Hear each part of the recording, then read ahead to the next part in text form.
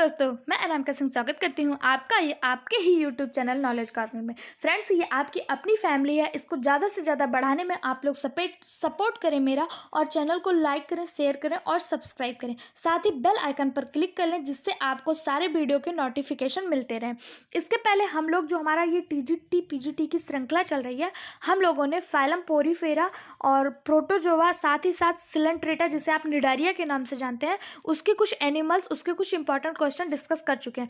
ये हमारा phylum Coelenterata का ही एक सब टॉपिक है, हाइड्रा। आज हम इसके इंपॉर्टेंट क्वेश्चन डिस्कस करेंगे, जो हमारा टीजीटी पीजीटी एग्जाम के लिए बहुत ज़्यादा हेल्पफुल होगा। ठीक है, तो देखते हैं हमारा सबसे पहला क्वेश्चन जो आप यहाँ पे देख पा रहे हैं। पहला क्वेश्चन वो है, निम्नलिखित में से किस जीव में सामान्यतः मुकुलन पाया जाता है। यानी कि यहाँ पे पूछा गया कि बडिंग फॉर्मेशन होता है वो किस एनिमल्स में देखने को मिलता है।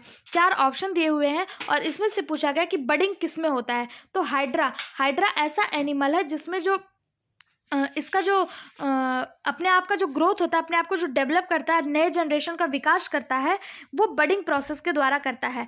ठीक है, हाइड्रा ये सामान्यतः मुकुलन पाया जाता है, यानी कि बडिंग होता है। हाइड्रा जो होता है ये हाइड्रोजोआ के अंतर्गत आता है, वर्ग हाइड्रोजोआ और फाइलम निडारिया के अंतर्गत रखा जाता है। ये मीठे पानी में पाया जाने वाला एनिमल है। ठीक है, हाइड्रा, और ये अलैंगिक जनन के द्वारा ही अपना जो है विकास करता है, अपना विभाजन करता है, जिसे बडिंग कहते हैं। बडिंग प्रोसेस हाइड्रा में देखने को मिलता है। नेक्स्ट क्वेश्चन है, the green colour of green hydra is due to, यानी कि हरे हाइड्रा का हरा रंग किसके कारण होता है। क्या वो क्लोरोफिल के कारण होता है, हीमोसाइनिन के कारण होता है, कॉपर सल्फेट के कारण होता है, या सहजीवी हरा शैवाल जू कलोरी के द्वारा होता है। तो इसका सही जवाब है हाइड्रा का जो हरा रंग होता है वो जूकुलेरा सिम्बायोटिक ग्रीन एल्गी जूकुलेरा के द्वारा होता है। ये हाइड्रा जो होता है, हाइड्रा विरिडिशिमा, इसका मतलब हाइड्रा विरिडिशिमा इसका साइंटिफिक नेम है। इस पे एक जीव इसके साथ सिम्बायोटिक रिलेशन शो करता है, जिसे आप जूकुलेरा के नाम से जानते हैं, और ये एल्गी है जूकुलेरा। इसी के कारण ये हाइड्रा का जो रंग होता है वो हरा हो जाता है, क्योंकि जूकुलेरा जो एल्गी है वो हरे रंग की होती है और इसके ऊपर आके वो अटैच हो जाती है, इसलिए हाइड्रा का रंग ग्रीन दिखाई देने लगता है। नेक्स्ट क्वेश्चन है, हाइड्रा में जननांगों का निर्माण उद्दीप्त होता है।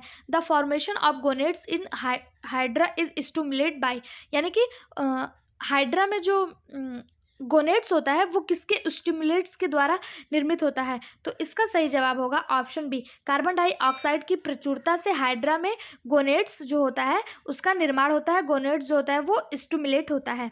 नेक्स्ट क्वेश्चन है, what is the name of swimming larva of hydra. Hydra में जो स्वतंत्र रूप से तैरने वाला लार्वा है उसका क्या नाम है।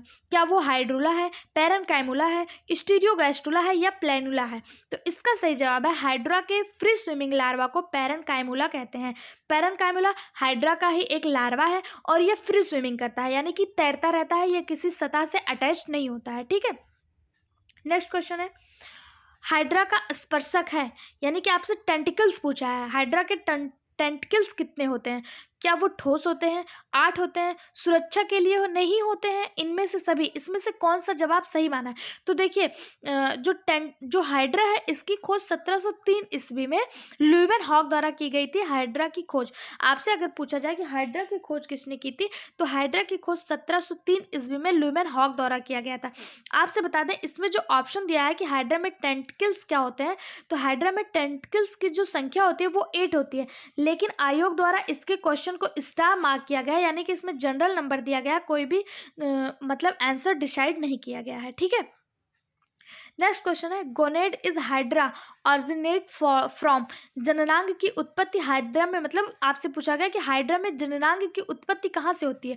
गोनेड्स किसके द्वारा होता है। क्या वो एक्टोडर्म के द्वारा होता है, मेसोडर्म के द्वारा होता है, या एंडोडर्म के द्वारा होता है। तो इसका सही जवाब है, हाइड्रा में जो गोनेड्स की उत्पत्ति होती है वो मेसोडर्म के द्वारा होता है। ठीक है, नेक्स्ट क्वेश्चन है, हाइड्रा की शारीरिक संरचना होती है। क्या वो ऊतक लेवल ऑर्गेनाइजेशन होता है, टिश्यू लेवल ऑर्गेनाइजेशन होता है, जिसे आप ऊतक कहते हैं, ऊतक यानी टिश्यू लेवल, या फिर ऑर्गन ग्रेड यानी कि अंग स्तर पे, या फिर सेलुलर ग्रेड यानी कि कोशिकीय स्तर पे, या फिर इसमें कोई भी कोशिका नहीं पाई जाती। तो आप सभी को पता है हाइड्रा जो है ये फाइलम सिलेंट्रेटा का ऑर्गन है, और सिलेंट्रेटा पहला ऐसा फाइलम है जिसमें टिश्यू लेवल ऑर्गेनाइजेशन देखने को मिलता है। इसके पहले जितने भी फाइलम आप लोगों ने प्रोटोजोआ और पोरीफेरा को देखा, ये सेल लेवल ऑर्गेनाइजेशन था। हाँ, सिलेंट्रेटा जिसे निडारिया के नाम से जाना जाता है, ये पहला फाइलम है जिसमें टिश्यू लेवल ऑर्गेनाइजेशन देखने को मिलता है। वहीं पे जब आप सिलेंट्रेटा से आगे बढ़ेंगे प्लेटीहेल्मिन्थेस में, तो प्लेटीहेल्मिन्थेस आपको वहाँ से अंग लेवल यानी कि ऑर्गन लेवल ऑर्गेनाइजेशन देखने को मिलने लगेगा। नेक्स्ट क्वेश्चन है, ग्लूटाथियोन उत्सर्जित होता है, glutathione is secrete by, glutathione किससे उत्सर्जित होता है? तो इसका सही जवाब है ग्लूटाथियोन हाइड्रा से उत्सर्जित होता है। ग्लूटाथियोन का जो स्रावण होता है, जो उत्सर्जन होता है, वो हाइड्रा के द्वारा किया जाता है। ठीक है, नेक्स्ट क्वेश्चन है, पुनर्जनन की प्रक्रिया होती है हाइड्रा में क्योंकि, मतलब regeneration is hydra occurs by, hydra में जो पुनर्जनरेशन यानी रीजनन की जो प्रक्रिया होती है वो क्यों होती है? तो हाइड्रा में जो पुनर्जनन की प्रक्रिया होती है वो अंतरांगण के लिए होती है। ठीक है, कहाँ चला गया? इसका सही जवाब हो जाएगा ऑप्शन सी। ठीक है, नेक्स्ट क्वेश्चन है आपका, the gastrula of Hydra is known as stereogastrula because it is, आपको 4 ऑप्शन दिए हैं, तो इसका सही जवाब हो जाएगा सॉलिड। गैस्ट्रुला ऑफ हाइड्रा, जो गैस्ट्रुला ऑफ हाइड्रा जिसे स्टेरियोगैस्ट्रुला कहते हैं, वो कैसा होता है? वो ठोस होता है। ठीक है, हाइड्रा के गैस्ट्रुला को स्टेरियोगैस्ट्रुला कहते हैं और ये कैसा होता है? ठोस होता है। आपसे पूछा जाएगा कि हाइड्रा के गैस्ट्रुला को क्या कहा जाता है, तो हाइड्रा का जो गैस्ट्रुला होता है उसे स्टीरियोगैस्ट्रुला कहते हैं, स्टेरियोगैस्ट्रुला, और ये कैसा होता है? ये ठोस होता है। नेक्स्ट क्वेश्चन है, poisonous fluid present in nematocytes of Hydra is, जो हाइड्रा की दंश कोशिकाओं से निकलने वाला विषैला द्रव होता है उसे क्या कहा जाता है? तो क्या उसे हीमोटॉक्सिन कहा जाता है, हिप्नोटॉक्सिन कहा जाता है, हिमैटिन, हिमोजोइन या एग्लूटिनोजिन कहा जाता है? तो इसका सही जवाब है हिप्नोटॉक्सिन। हाइड्रा में पाया जाता है निमेटोसाइट्स। अभी मैंने आप लोगों को बताया कि हाइड्रा में निमेटोसाइट्स पाया जाता है और उसमें विषैला पदार्थ भरा होता है। उस विषैले पदार्थ का क्या नाम है? तो उस विषैले पदार्थ का नाम है हिप्नोटॉक्सिन। उस विषैले पदार्थ को हिप्नोटॉक्सिन के नाम से जाना जाता है। ठीक है, ये अपनी सुरक्षा के लिए इसको यूज करते हैं, हिप्नोटॉक्सिन को। नेक्स्ट क्वेश्चन है, हिप्नोटॉक्सिन नामक विषैला पदार्थ किसमें पाया जाता है? देखिए, ये हमारा टीजीटी बायोलॉजी 2002 में पूछा गया क्वेश्चन है कि हिप्नोटॉक्सिन नामक विषैला पदार्थ किसमें पाया जाता है। तो अभी हम लोगों ने पढ़ा कि निमेटोसाइट्स में पाया जाता है, और ये निमेटोसाइट्स किसमें पाया जाता है? तो ये फाइलम सिलेंट्रेटा या फाइलम निडारिया में पाया जाने वाला स्पेसिफिक फीचर है, क्या? निमेटोसाइट्स, और इसी में हिप्नोटॉक्सिन नामक विषैला पदार्थ देखने को मिलता है। नेक्स्ट क्वेश्चन है, निम्नलिखित में से किस जंतु में तंत्रिका तंत्र पाया जाता है किंतु मस्तिष्क नहीं? देखिए, ध्यान से पढ़ना है कि तंत्रिका तंत्र तो पाया जाता है, नर्वस सिस्टम तो प्रेजेंट होता है, पर इसमें ब्रेन जो होता है वो अब्सेंट होता है। क्या वो अमीबा है, तिलचट्टा है, केचुआ है या हाइड्रा है? तो इसका सही जवाब है हाइड्रा। हाइड्रा में नर्वस सिस्टम देखने को मिलता है। ये देखिए, पहला फाइलम है जिसमें आपको टिश्यू देखने को मिलता है। इसके पहले आप लोगों ने जो फाइलम प्रोटोजोआ और पोरीफेरा को पढ़ा, वहाँ पे केवल सेल के द्वारा ही एनिमल्स बने हुए थे। वहाँ प्रोटोजोआ तो बहुत ज़्यादा प्रिमिटिव था, वहाँ पे केवल सिंगल सेल था, लेकिन पोरीफेरा में थोड़े सेल का विकास हुआ, लेकिन वहाँ पे भी टिश्यू का विकास नहीं हो पाया था। सिलेंट्रेटा ऐसा फाइलम है जिसमें आपको टिश्यू लेवल ऑर्गेनाइजेशन देखने को मिलता है। तो इसमें तंत्रिका तंत्र तो डेवलप हो जाता है, नर्वस सिस्टम हाइड्रा में तो पाया जाता है, वो भी डेवलप नहीं पाया जाता है, मतलब पूर्ण डेवलप नहीं पाया जाता है, लेकिन प्रेजेंट होता है।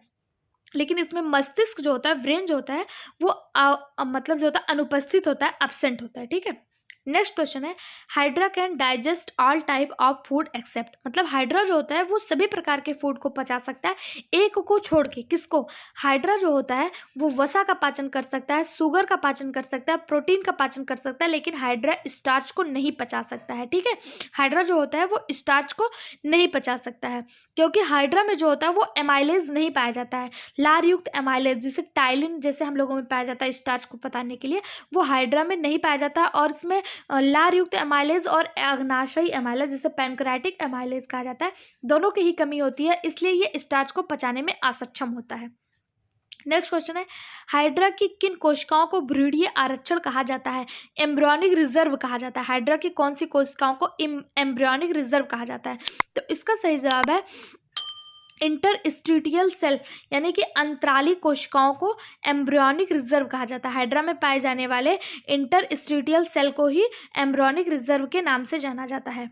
नेक्स्ट क्वेश्चन है, axon of hydra are, hydra के तंत्रिकाक्ष होते हैं, क्या वो नेकेड होते हैं? तो बिल्कुल सही है, हाइड्रा के जो तंत्रिकाक्ष होते हैं वो नेकेड होते हैं। ऑप्शन ए ही, पहला ऑप्शन ही आपका सही है, हाइड्रा के जो एक्सॉन होते हैं वो बिल्कुल नेकेड होते हैं। ठीक है, नेक्स्ट क्वेश्चन है,